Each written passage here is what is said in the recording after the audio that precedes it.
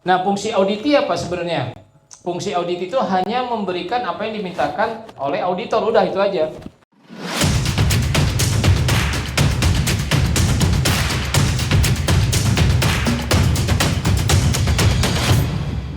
RMC.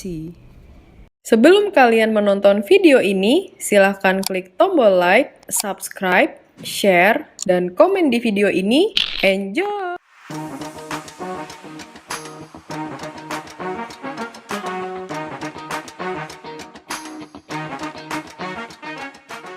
Halo, hari ini saya akan jalan ke PT Aviasi Pariwisata Indonesia, yaitu ke Mandiri University untuk memberikan pelatihan mengenai internal auditor. Jadi bagaimana menjadi internal auditor yang diharapkan kehadirannya oleh auditi, dan tentunya adalah bagaimana menjadi internal auditor yang bisa memberikan dampak kinerja pada perusahaan.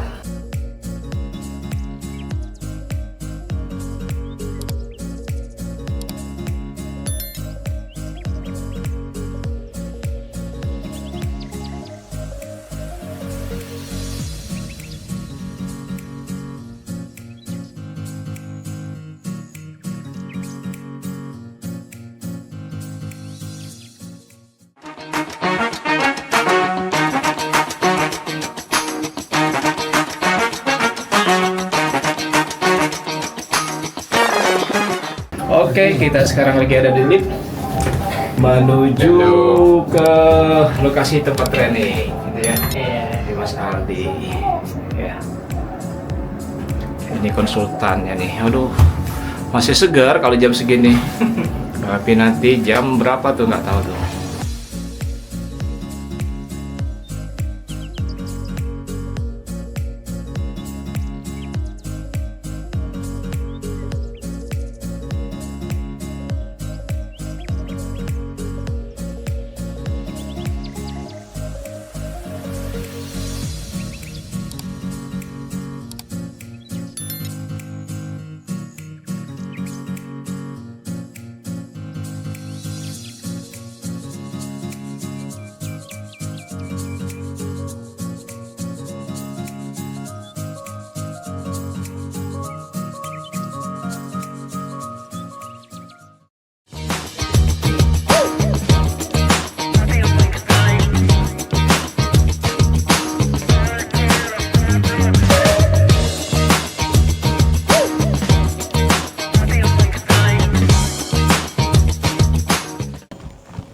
Assalamualaikum warahmatullahi wabarakatuh. Selamat pagi teman-teman. Pagi.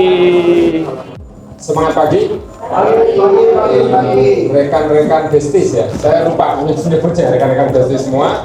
Hari ini dan besok kita akan belajar bersama bagaimana menjadi seorang good auditor. Memang kalau dilihat tema pelatihan ini adalah bagaimana menjadi auditor. Tetapi ada pertanyaan kemarin, kenapa ini kok bukan timnya Buminda aja gitu yang menjadi auditor? Jadi sebenarnya tujuan dari selain memang ya menjadi good auditor adalah menyamakan frekuensi rekan-rekan semua. Jadi kalau kita sudah mengikuti pelatihan auditor ini, kita akan tahu oh kalau di audit itu yang ditanyakan.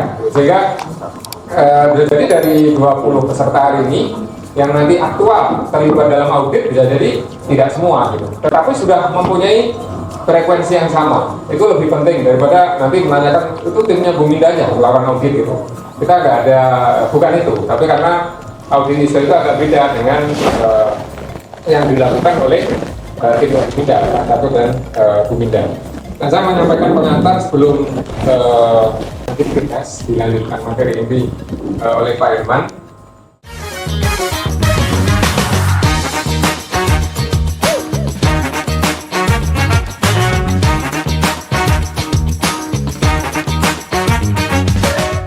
Nah, hari ini kita akan diskusikan bagaimana menjadi auditor yang baik. Karena auditor itu bisa saja baik, nanti ketemu dengan auditi yang jadi masalah. Nah, itu yang jadi masalah tuh ya.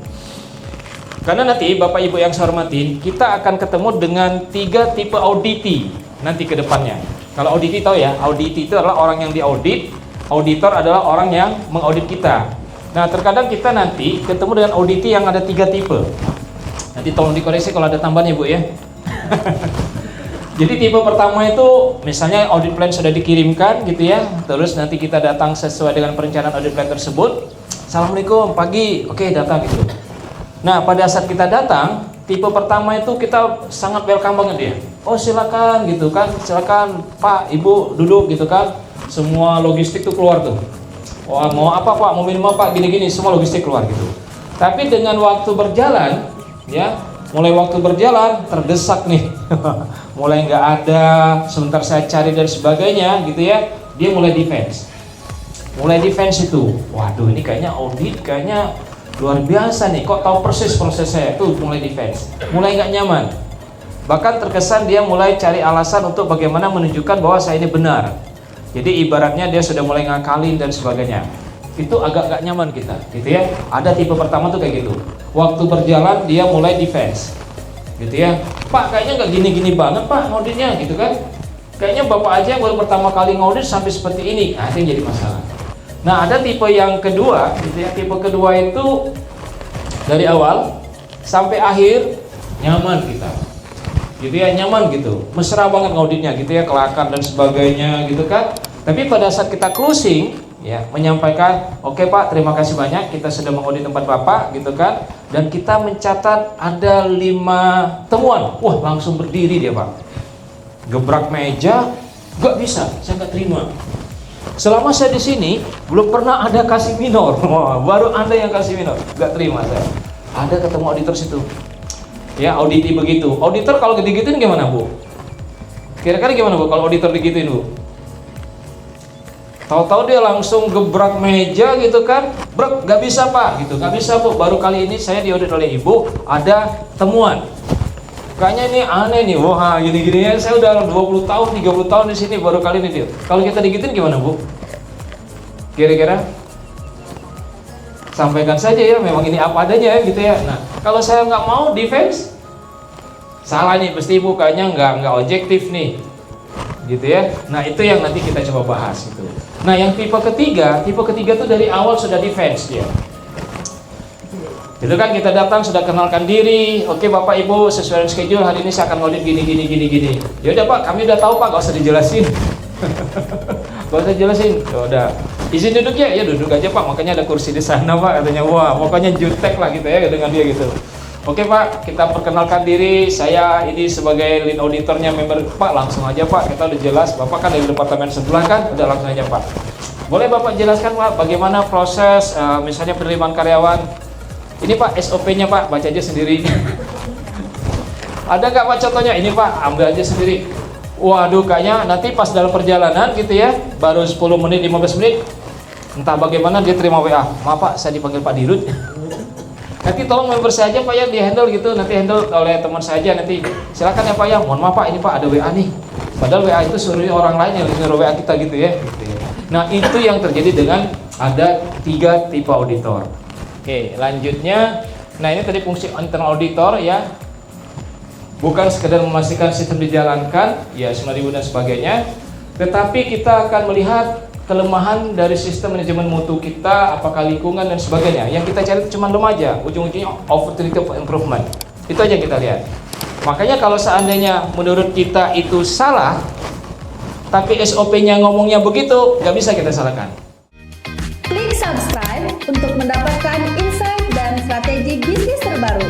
Bantu kami menuju 100.000 subscriber.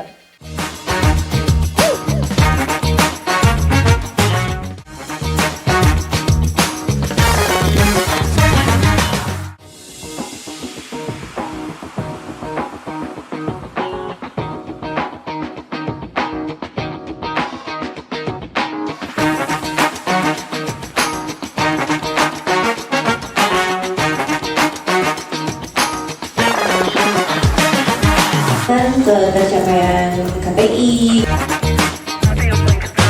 KPI. Pada saat dia sudah tercapai,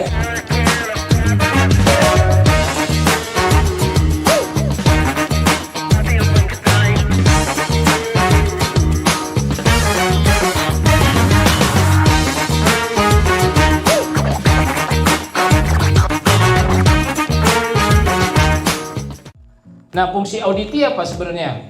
Fungsi audit itu hanya memberikan apa yang dimintakan oleh auditor, udah itu aja. Jadi selama dia nggak minta, nggak usah kita sok punya semua gitu ya. Bapak nggak nanya ini Pak, saya punya Pak, ayo Pak cek Pak gitu kan, waduh gitu kan. Bapak nggak nanya ini Pak gitu kan, wah gitu. Jadi kita hanya sesuai dengan audit plan, sesuai dengan apa yang dimintakan auditor. Fungsi auditnya adalah menyampaikan apa yang menjadi objective evidence sesuai dengan kriteria audit, gitu ya. Nah, kalau kita bicara tadi sebagai auditor, pendekatan proses ataupun dengan pendekatan performance gitu, maka ujung-ujungnya itu adalah kita akan melihat KPI kita tuh apa, tercapai nggak, gitu. Ya. Jadi kalau nanti kita sudah jadi internal auditor yang sudah berjalan, misalnya nanti audit yang kedua misalnya ya, kita tuh sudah ngutang-ngatiknya lagi bukan SOP. Kita akan ngutang-ngatik, Pak, gimana KPI? Tercapai, tidak tercapai, bagaimana tidak lanjutnya? Gitu ya. Pak, bagaimana strukturisasinya? Berubah tidak berubah? Kalau berubah, gitu kan? Mana orangnya? Pak, mana job desk-nya gitu kan? Oh, orangnya berubah. Mana hubungannya dengan KPI gitu ya? Terus mana risk-nya? Mana peluangnya? Adakah evaluasinya? Gitu ya. Pak, apakah prosesnya berubah? Yang kita lihat tuh yang besarannya dulu. Jadi nggak lagi nanya, Pak, ada prosedur manajemen aset? Pasti jawabnya ada kan? Kalau ditanya kayak gitu pasti ada, tapi yang kita akan lihat adalah bagaimana output daripada sistem itu kepada bisnis perusahaan. Lihatnya dari mana? Kinerja, gitu ya, seperti itu. Jadi bisa aja kita lihat misalnya layanan pelanggan 90% harus puas, gitu ya, gitu. Misalnya dia bicara survei, oke, metode surveinya pakai apa, gitu ya? Apakah kita datangin customer langsung face to face, ataukah kita melalui online misalnya? Terus nanti metode penilaiannya pakai apa? Skala Likert kah misalnya 1-5 dan sebagainya gitu kan? Bagaimana menentukan populasi sampel itu kinerja tuh udah kayak gitu. Wah Pak, kita surveinya yang penting siapa yang dapat Pak? Gitu ya, yang dapat kita survei. Nanti dari data itu kita analisa. Populasinya ternyata pada saat kita analisa pakai Slovin dan sebagainya nggak menunjukkan jumlah sampelnya. Berarti kan tidak bicara masalah kinerja, gitu kan? Seperti itu, ya. Atau misalnya kita bicara sosialisasi sistem yang sudah kita punya. Jadi kita pastikan apalagi 37 ya. 37 itu di perusahaan lain, di perbankan yang lain itu harus semuanya 100% bukan tertrainingkan, terlatihkan, tersosialisasikan, tapi direview understanding dia terkait dengan 37 requirement terhadap proses bisnisnya dia. Itu dinilai. Ada karyawan baru nanti di assessment, dikasih penjelasan di assessment. Sehingga nanti satu saat ditanya oleh auditor, bahkan oleh manajemen mereka, berapa besar, berapa persen understanding daripada orang-orang di departemen Anda, dia bisa keluarkan itu. Ini Pak, orang nomor 1 sudah 100%. Buktinya apa? Dia bisa ditanya nanti. Oke, Anda handle apa nih jobnya nih? Saya sebagai internal auditor atau SKY misalnya kayak gitu. Oke, apa tugasnya? Apa hubungannya dengan 37? Apa risiko yang bisa Anda jelaskan? Terus kayak gitu, dia bisa menguasai. Nah ini harus 100%. Kenapa? Dari sisi itu diminta harus 100%, kalau sudah tidak 100% berarti ada yang misunderstanding kepada standar prosesnya dia, bisnis prosesnya dia, gitu ya.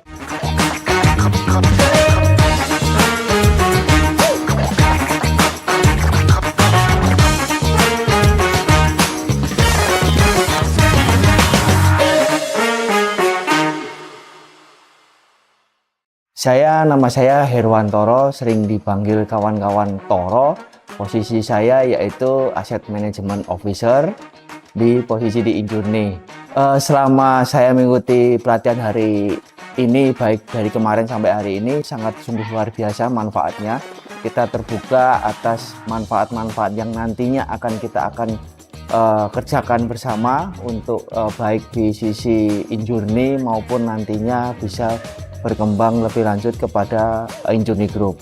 Dan seiring berjalannya waktu juga banyak sekali materi-materi yang disampaikan dan mudah-mudahan ini menjadi improvement bagi kami untuk senantiasa tetap menjadi lebih baik. Saya sungguh sangat luar biasa untuk kegiatan hari ini, makanya saya kasih angka 10. Sangat bersedia untuk mempublikasikan karena posisinya selama saya mengikuti kegiatan pelatihan ini, baik yang dulu-dulu yang sampai dengan sekarang, posisi saya sudah mengikuti 2 kali kegiatan bersama pelatihan ini ya.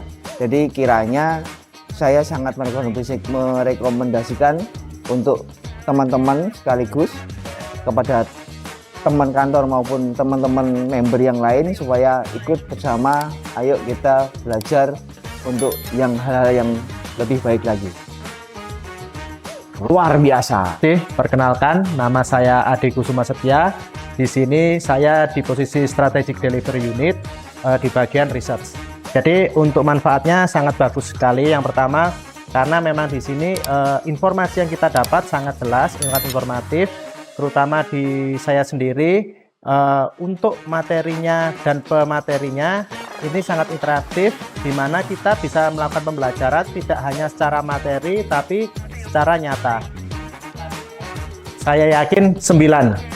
Saya 100% akan merekomendasikan RMC terutama di kolega-kolega saya karena memang materi yang disampaikan sangat informatif dan mudah disampaikan dan kita akan bisa mengimplementasikan di dunia kerja kita.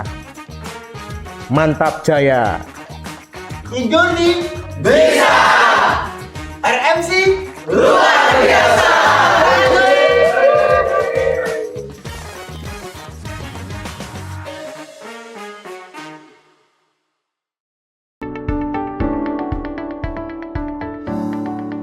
Thanks for watching. Drop a like, leave a comment, and don't forget to subscribe.